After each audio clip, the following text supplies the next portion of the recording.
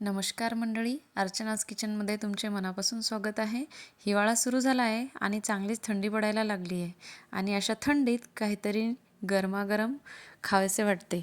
म्हणून झटपट तयार होणारी आणि भन्नाट लागणारी गोबी चिली आज आपण पाहूयात.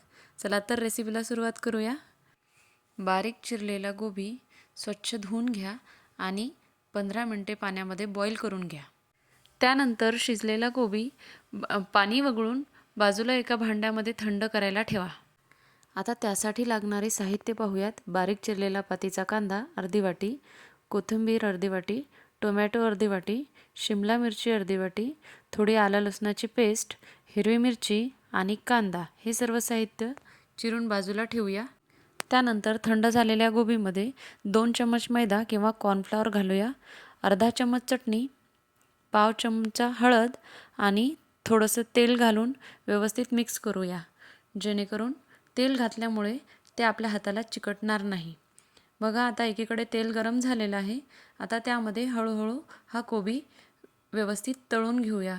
खरपूस लाल रंगावर तळायचा आहे, जेणेकरून तो नरम राहणार नाही, थोडा असा क्रंची राहील. पूर्ण लाल होईपर्यंत तळायचं आहे. छान लालसर रंग आलेला आहे बघा. उरलेला सर्व कोबी तळून घेतला की आता फोडणीची तयारी करूया.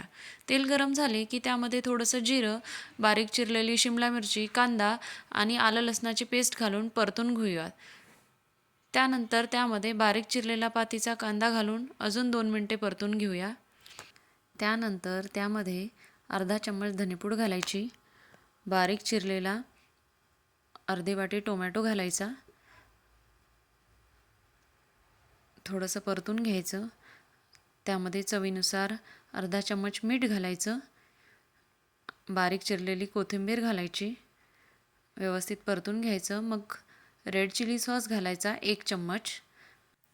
रेड चिली सॉस घातल्यानंतर 1 चम्मच सोया सॉस घालायचा, टोमॅटो सॉस घालायचा 2 चम्मच आणि थोडे पाणी घालून 2 मिनटं परतायचं आणि गरमागरम गोबी चिली तयार आहे.